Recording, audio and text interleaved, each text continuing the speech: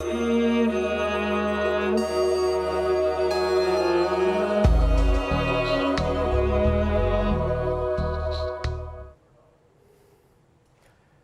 Nation पर आपके साथ मैं हूं राकेश पांडे। अपनी अदाकारी से सबको रुलाने वाले दिलीप कुमार आज सबको रुलाकर इस दुनिया को छोड़कर चले गए। बड़ी खबर यह है कि दिलीप कुमार अब इस दुनिया में नहीं है। उनके ट्विटर हैंडल से उनके परिजनों ने ट्वीट कर इस दुखद खबर की जानकारी दी है। फैजल फारूकी, जो कि उनके पारिवारिक मित्र भी रहे हैं, उन्होंने उनके ट्विटर हैंडल से ये ट्वीट किया। बहुत गम और भारी दिल से मैं ये बता रहा हूं कि हमारे प्रिय दिलीप साहब का कुछ मिनट पहले निधन हो गया। हम ईश्वर की तरफ से आते हैं और उसी की तरफ वापस लौट जाते हैं। फैजल फारूकी, जो कि पारिवारिक मित्र भी हैं, उन्होंने दिलीप कुमार साहब के ट्विटर हैंडल से ये ट्वीट किया है और ये ट्वीट इस वक्त हम आपको दिखा भी रहे हैं। हालांकि 2 दिन पहले ही इनके ट्विटर हैंडल से एक और ट्वीट किया गया था और उसमें इस बात की जानकारी ये दी गई थी कि अब उनकी सेहत में सुधार हो रहा है। पिछले 8 दिनों से आईसीयू में भर्ती थे और जो कंडीशन इंप्रूव हो रही थी उसके आधार पर उनके परिजनों ने भी उम्मीद जताई थी कि हो सकता है कि दिलीप कुमार साहब जल्द आईसीयू से बाहर आ जाएं। एक बार फिर से हंसते मुस्कुराते उनकी कोई तस्वीर सामने आ जाए। इससे पहले जो एक ट्वीट और किया गया था, जो पिंक शर्ट उनको काफ़ी पसंद थी, वो पिंक शर्ट में भी एक तस्वीर उनके ट्विटर हैंडल से पोस्ट की गई थी। तो ये यादें हैं। लेकिन अभी की जो बुरी खबर है, अब से थोड़ी देर पहले उनके ट्विटर हैंडल से फैजल फारूकी, जो कि पारिवारिक मित्र हैं, उन्होंने ट्वीट किया है। बहुत गम और भारी दिल से मैं ये बता रहा हूँ कि हमारे प्रिय दिलीप साहब का कुछ मिनट पहले निधन हो गया। हम ईश्वर की तरफ से आते हैं और उन्हीं की तरफ वापस लौट जाते हैं। फैजल फारूकी ने ट्वीट करके इस बात की जानकारी दी है। ये इस वक्त की बड़ी खबर। ठीक सुबह 7:30 बजे हिंदुजा अस्पताल में आखिरी सांस ली दिलीप कुमार ने।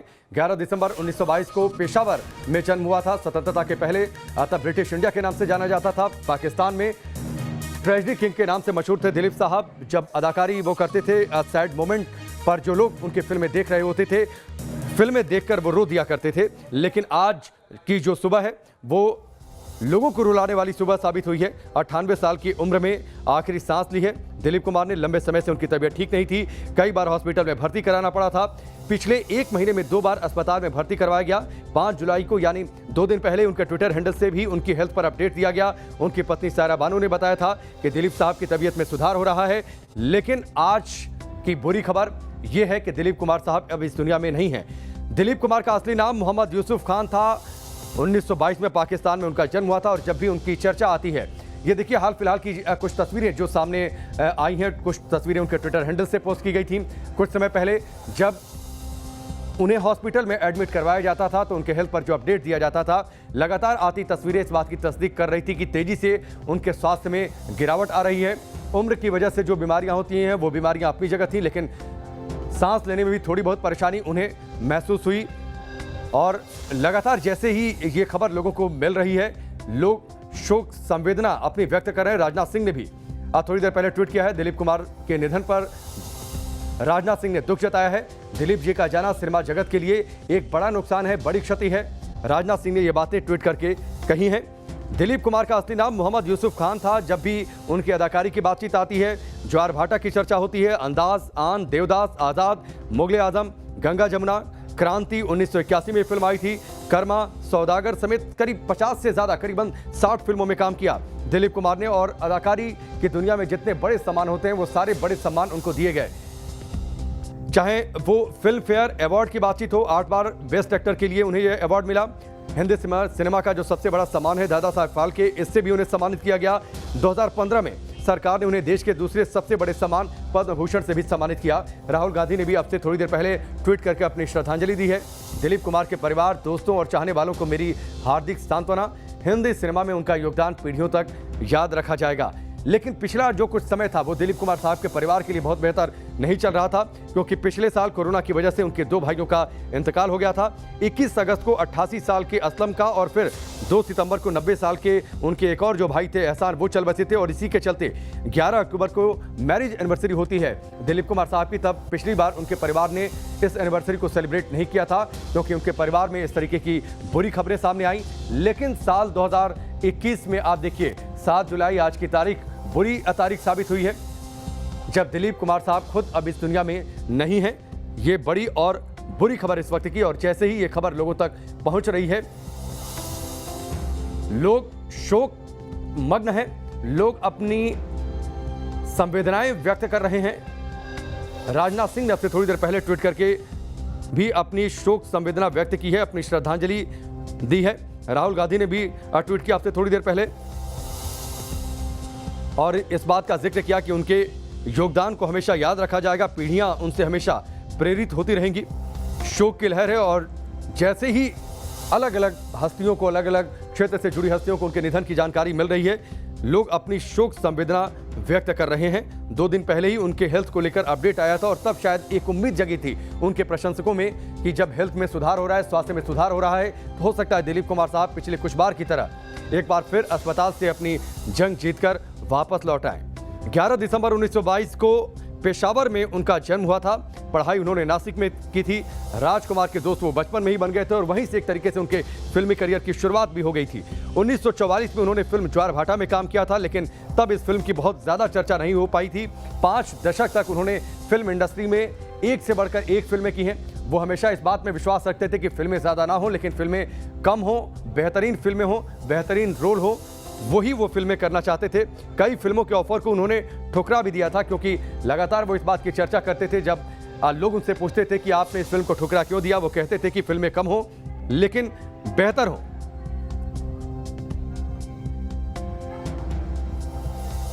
इस वक्त की बड़ी खबर, दिलीप कुमार साहब अब इस दुनिया में नहीं है। 1966 में सायरा बानो से शादी हुई थी, जो खुद एक बड़ी अभिनेत्री थी अपने समय की, और जब इन दोनों की शादी हुई तब उम्र का फासला जरूर था, लेकिन आखिरी समय तक अगर किसी ने साथ दिया, साथ निभाया, तो सायरा बानो थी। और 2 दिन पहले जो हेल्थ अपडेट आया था उसमें सायरा बानो ने इस बात का जिक्र किया था कि तबीयत में सुधार हो रहा है, स्वास्थ्य में सुधार हो रहा है, दुआ कीजिए कि एक बार फिर से उनकी मुस्कुराती तस्वीर देखने को मिले। और जब भी दिलीप कुमार अस्पताल जाते थे, सायरा बानो उनके साथ होती थी और हेल्थ पर जो भी अपडेट होता था वो सायरा बानो के जरिए ही आया करता था।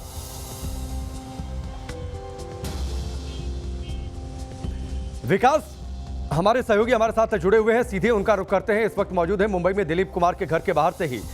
विकास, हलचल क्या है वहां पर?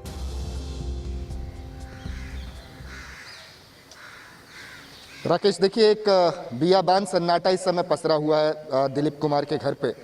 जब से ये खबर आई है, आप देख सकते हैं किस तरीके से हर कोई गमगीन है। यहाँ पर अभी थोड़ी देर पहले पुलिस वाले थे, पुलिस के लोग आए थे, वो ये सुनिश्चित करना चाह रहे थे कि प्रशंसक बहुत ज़्यादा संख्या में यहाँ पर इकट्ठे ना हो, लेकिन वो यहाँ से अब धीरे धीरे जा रहे हैं।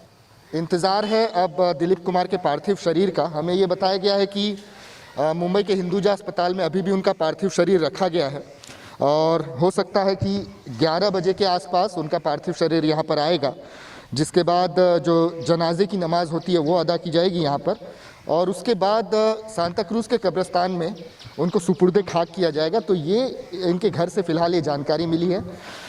ये घर की तस्वीरें मैं आपको दिखा रहा हूँ। मुंबई के बांद्रा में जो पाली हिल नाम का इलाका है, यहीं पर दिलीप कुमार रहा करते थे।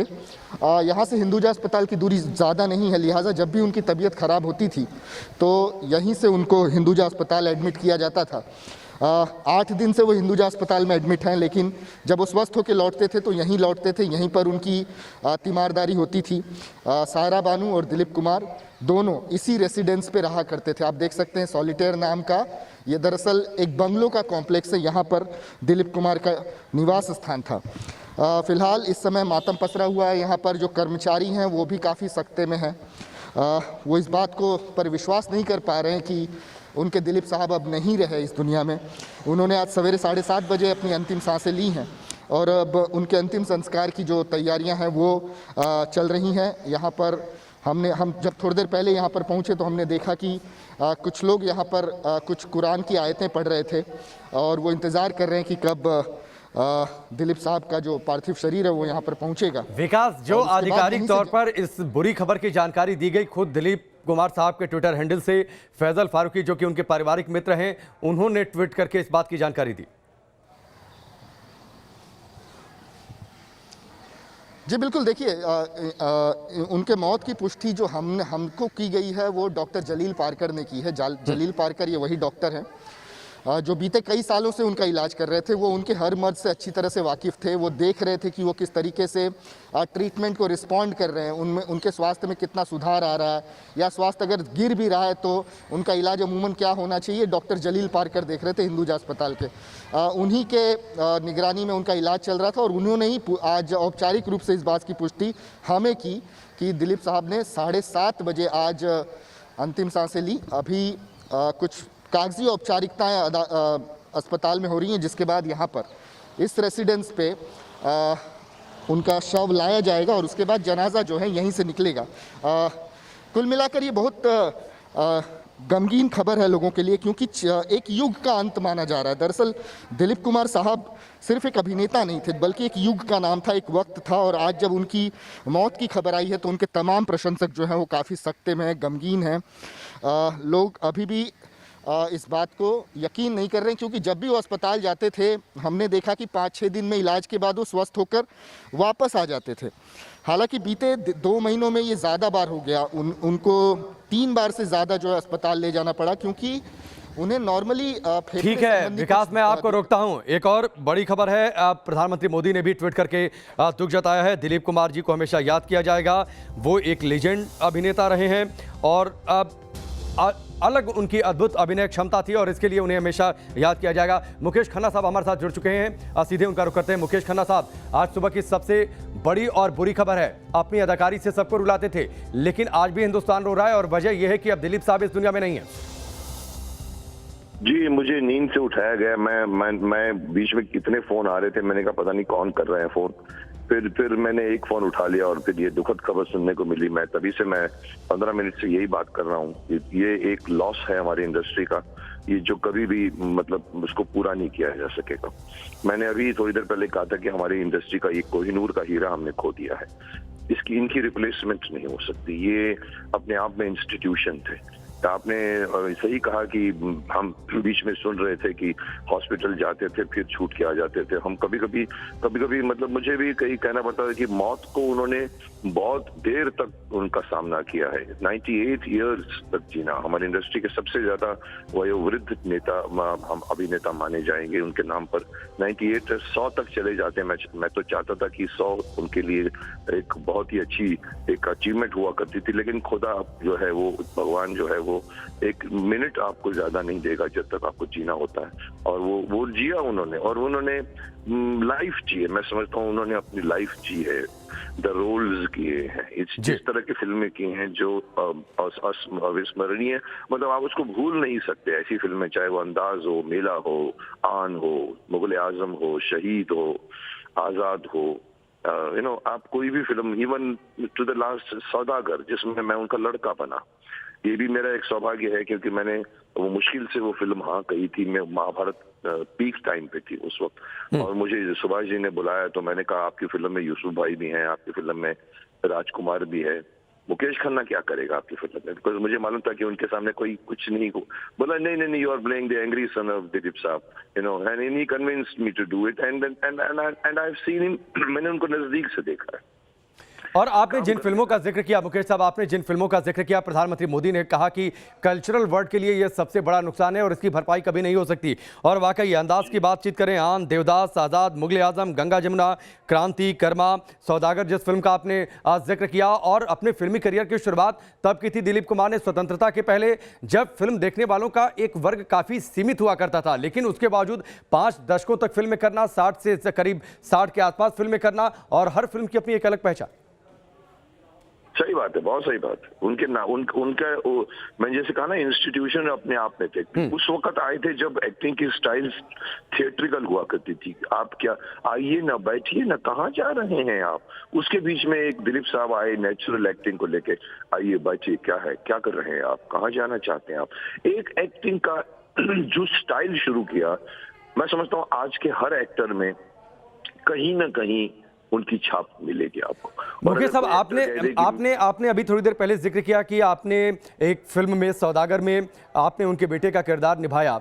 उस दौरान बातें क्या होती थी, किस तरीके से उनका व्यवहार अपने जो जूनियर आर्टिस्ट होते थे या फिर जो को एक्टर्स होते थे, कुछ उनकी बातें अगर आप शेयर करना चाहें। देखिए मैं यही कह दूं कि जिस सेट पे भी वो रहते थे वो पूरा सेट उनकी तरफ कॉन्सेंट्रेटेड या आकर्षित रहता था। सबसे बातें करते थे यूनिट के मेंबरों से, और कैसी हो गई, तुम क्या रहा है तुम्हारा, कहाँ है, ये है, खाने पीने का शौक। मतलब ऐसे हम लोग कुल्लू मनाली में शूट करते थे तो वहां पर बैठ के कुछ खाते थे, तो वो भी उनको खाने का इतना शौक था। और वो छुपा के, मतलब शायद सायरा जी भी थी वहां पर शायद, और वो बोलते थे देखो वो देख तो नहीं रही है और उनको खाते रहते थे, उनका शौक था। उन्होंने लाइफ जी है। और अगर आप मुझसे पूछे कि मैंने क्या, मुझे तो सौभाग्य मिला उनकी पूरी जिंदगी की कहानी उन्होंने मुझे सुना दी। सुभाष घई की एक रीटेक में 19 रीटेक किए थे हम लोगों ने एक शॉट के। हम झाड़ी के पीछे जाते थे और फिर वो बोलता था ओके एक्शन, हम चल के आते थे। तो हम जब पीछे वेट करते थे, यूसुफ भाई ने मैंने कहा ना, बोलने का उनको बहुत शौक था, इतना अच्छा बोलते थे, आपने कान नहीं हटा सकते। वो क्या है कि हम पहले, हमारे फलों की दुकान हुआ करती थी, वहां से शुरुआत करके उन्होंने सब कुछ मुझे, और हम वापस जाते थे और मैं भी पूछता अच्छा फिर क्या हुआ, आगे क्या हुआ यूसुफ भाई, पूरी कहानी उन्होंने सुना दी थी। And I was it showed that here is an actor जो जिंदगी को जीता था। ये एक्टर जो अपनी प्रोफेशन को जीता था। डायलॉग्स रात को 2:30 बजे कॉरिडोर में घूमते रहते थे।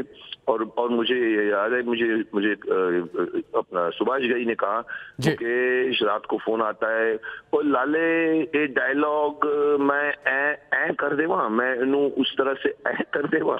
और सुभाष जी बोलते थे दिलीप साहब आप सो जाइए ना, मैं कल संभाल लूंगा, और आप जिन बातों का जिक्र कर रहे हैं मुकेश साहब, वाकई इन बातों को सुनकर लगता है कि कितने जीवट इंसान थे, कितने खुशनुमा इंसान थे। आप उनके ट्विटर हैंडल पर जाइए तो एक का तस्वीर पिन करके रखी हुई है। ट्विटर पर लोग पिंड ट्वीट करते हैं, उसमें लिखा हुआ है the all time favourite pink shirt. Pink shirt उन्हें काफी पसंद थी। ये पसंद भी दिखाती है कि वो कितने खुशनुमा इंसान थे। करेक्ट, बहुत खुशनुमा से, बहुत खुशनुमा, जिंदगी से प्यार करते थे। मैंने कहा ना, खाने से प्यार करते थे, डायलॉग बोलने से प्यार करते थे, बातें करने से प्यार करते थे, इज्जत से बात करते थे, स्माइल चेहरे पर होती थी हमेशा उनकी। और कोई, मैंने ये कहा कि वो जिंदगी रियली। और एक देखिए, एक और मैं खासियत बताना चाहूंगा उनके बारे में जो आज के एक्टर को सीखना चाहिए। मुझे एक बार कहा था मुकेश, इस इंडस्ट्री में ना करना सबसे डिफिकल्ट होता है। जिसको ना करने को आ जाए ना, वो आदमी अच्छे काम करेगा।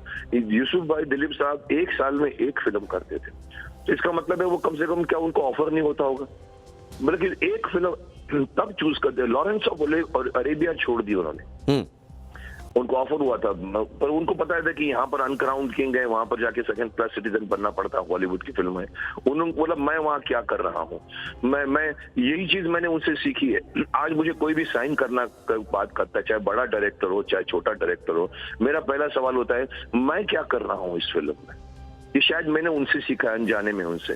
मैंने इवन सौदागर में कहा था, मैंने कहा सुभाष जी, दिलीप साहब आपकी फिल्म में है, राजकुमार जी आपके फिल्म में, मुकेश करना क्या करेगा। तो ना करना मुझे भी अगर आ गया है तो मैं समझता हूँ कहीं ना कहीं मैंने दिलीप साहब की कैरियर को देख कर मैंने सीखा है। उनकी एक एक फिल्म को अवार्ड मिलता था। 1 साल में आपने नाम गिनाए फिल्मों के, आप देखिए हर फिल्म पर अवार्ड के लिए जाती थी उनकी। ठीक है, चलिए मुकेश साहब, हमसे जुड़ने के लिए इस पूरी बातचीत के लिए बहुत बहुत शुक्रिया। जो आपने उनकी यादों को ताज़ा किया है, जो यादों को शेयर किया है, जब फिल्म में आप उनके बेटे का किरदार आपने निभाया, क्या उस दौरान बातें होती थी। विकास हमारे साथ जुड़े हुए हैं, सीधे उनका रुख करते हैं। विकास, अंतिम संस्कार को लेकर क्या जानकारी आ रही है, क्योंकि आज ही अंतिम संस्कार किया जाएगा, ऐसी खबरें आ रही हैं। जी बिल्कुल राकेश, देखिए एक कहावत है कि आदमी कितना बड़ा है ये आप तय कर लीजिए उसके जनाजे में आने वाली भीड़ को देखकर। इस समय पुलिस की चिंता वही है। मैं इस वक्त मुंबई के बांद्रा स्थित दिलीप कुमार के घर पे हूँ, जहाँ से उनका जनाजा निकलना है, उनके पार्थिव शरीर का इंतजार किया जा रहा है। ठीक है, मैं रोकता हूँ विकास, मैं आपको रोकता हूँ। रवि किशन हमारे साथ जुड़ चुके हैं। रवि किशन जी, ये आज की सुबह की सबसे बुरी खबर है, दिलीप कुमार का जाना। जी, बहुत बड़ा अध्याय, एक्टिंग की बहुत बड़ी इमारत, मतलब जिनके हम सब लोग कायल थे। मुझे नहीं लगता हिंदुस्तान सिनेमा में दिलीप साहब के बाद जितने भी कलाकार आए जो न्यू एंट्रेंट रहे, उन्होंने उनको कॉपी किया, उनको जिया, या उनके लिविंग लाइफस्टाइल को से प्रभावित हुए। मैं बड़ा भाग्यशाली रहा बहुत कम लोग जानते हैं, उन्होंने मेरे साथ एक फिल्म प्रोड्यूस की थी भोजपुरी, अब तो बन जा सजनवा हमार, और आउटडोर में काफी समय बीता उनके साथ, म्यूजिक सेटिंग में, स्क्रिप्ट में, वो स्क्रिप्ट को बहुत मानते थे और बहुत बहुत कुछ सीखा उन्होंने। वो मेरे साथ तो 8 महीने का दौर, 9 महीने का था। उनके घर अक्सर हम आते जाते रहते थे, लेकिन उन्होंने जब फिल्म बनाई तो उस वक्त हम काफी करीब हुए। बहुत सारी एक्टिंग की बारीकियां बताई थी उन्होंने मुझे, और अपनी लाइब्रेरी को दिखाया था जहां पर अनगिनत लाखों किताबें जो पढ़ते थे, बहुत सारी भाषाओं का ज्ञान था। जब वो हमारे साथ फिल्म कर रहे थे तो वो कहते थे, रवि मैं पर्शियन बोलता हूँ लेकिन अब मैं लिखना सीख रहा हूँ, तो पढ़ा करो रवि, अगर आप अच्छे एक्टर बनना चाहते हो, काबिल एक्टर बनना चाहते हो तो ज्यादा से ज्यादा पढ़ाई करो, जितना पढ़ोगे उतनी आप एक्टिंग की समझ, उतनी मैच्योरिटी, गंभीरता होगी। एक किस्सा उन्होंने बताया था हमको अपना, कि उनके फैमिली डॉक्टर को बाकायदा उनको ये बोलना पड़ा था कि सुनिए दिलीप साहब, आप लाइटर फिल्में करें, आप डार्क फिल्म इतनी मत करें, नहीं तो आप डिप्रेशन में चले जाएंगे। वो इतना डूब जाते थे। तब उन्होंने बैराग और गंगा जमुना वो सारी फिल्में करनी शुरू की, खुशनुमा फिल्में शुरू की। तो इमेजिन कि कितने गंभीरता से वो डूबते थे कि उनको किरदार से निकलने में, जहाँ पे डॉक्टर्स वगैरह को लगा था कि अब बहुत मुश्किल होगी, देवदास वगैरह के दौरान की बात कि अब ये ऐसे एक्टर, ऐसे लेजेंड, ऐसे लोग और ऐसा महानायक कलाकार का ऐसे अभिनय की पाठशाला, अब मुझे नहीं लगता दिलीप साहब या दिलीप कुमार जैसा कोई कलाकार हिंदुस्तान। निश्चित तौर पर रवि किशन जी, जो बातें आपने कही हैं, प्रधानमंत्री मोदी ने ट्वीट करके अपनी संवेदना व्यक्त की, कल्चरल वर्ल्ड के लिए एक बड़ा नुकसान, और जो बातें, जो आपने यादें शेयर की हैं, लीजेंड्स कभी इस दुनिया को छोड़कर जाते नहीं, वो हमेशा हमारी यादों में रहते हैं, ये बातें इससे साबित होती है। बहुत बहुत शुक्रिया रवि किशन जी हमसे जुड़ने के लिए। विकास का एक बार फिर से रुक कर लेते हैं। विकास दिलीप कुमार साहब के घर के बाहर मौजूद हैं। विकास, एक जानकारी और, अभी उनका पार्थिव शरीर अस्पताल में, हिंदुजा अस्पताल में है, कितनी देर में वहां से घर लेकर आया जाएगा? राकेश, इंतज़ार हो रहा है। अंदाज़ा ये लगाया गया है कि 11 बजे तक रेसिडेंस पर आ जाएगा उनका पार्थिव शरीर। उसके बाद यहाँ पर जनाजे की जो नमाज है वो अदा की जाएगी, और उसके बाद यहीं से इस दिशा में सांता क्रूज की तरफ जो कब्रिस्तान है वहाँ पर ले जाया जाएगा जनाजा, और वहाँ पर उनको सुपुर्द खाक किया जाएगा। लेकिन इसमें 11 बजे तक का वक्त लग सकता है। मैं तस्वीरों के जरिए आपको दिखा रहा हूँ, यहाँ पे गहमा गहमी थोड़ी बढ़ गई। आपसे थोड़ी देर पहले यहाँ पर बियाबान सन्नाटा था, सारे लोग जो थे वो गमगीन दिखाई दे रहे थे। लेकिन अब देखिए, अब ये चिंता है पुलिस की कि प्रशंसक यहाँ पर बहुत मात्रा में जुटने न लगे। निश्चित तौर पर कोरोना का भी समय है, कोविड गाइडलाइंस का भी ध्यान रखना है। निश्चित तौर पर विकास, फिलहाल बहुत बहुत शुक्रिया हमसे जुड़ने के लिए। तस्वीरें दिलीप कुमार के घर के बाहर से हैं, जहां पर पुलिस के अधिकारियों की मौजूदगी होने लगी है, पुलिस के जवानों की मौजूदगी होने लगी है। करीब 11 बजे के आसपास दिलीप कुमार के पार्थिव शरीर को लेकर आया जाएगा उनके घर पर। अरुण गोविल हमारे साथ जुड़ चुके हैं, सीधे उनका रुख कर लेते हैं। अरुण गोविल साहब, कैसे याद कर रहे हैं आप दिलीप कुमार साहब को?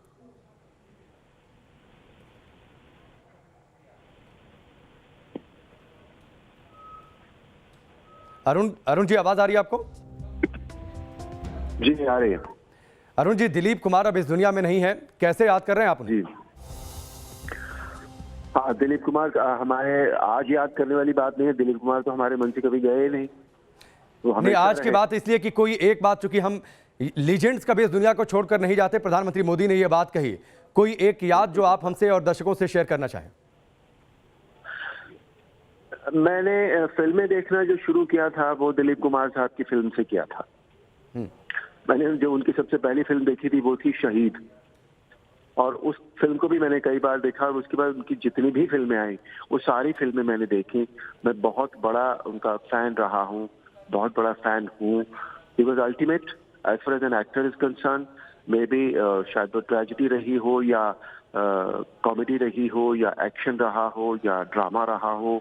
I mean, films like Devdas, Ganga Jamuna, Ram और श्याम, शक्ति, सौदागर, अमर, ये सब फिल्में कौन भूल सकता है उनको।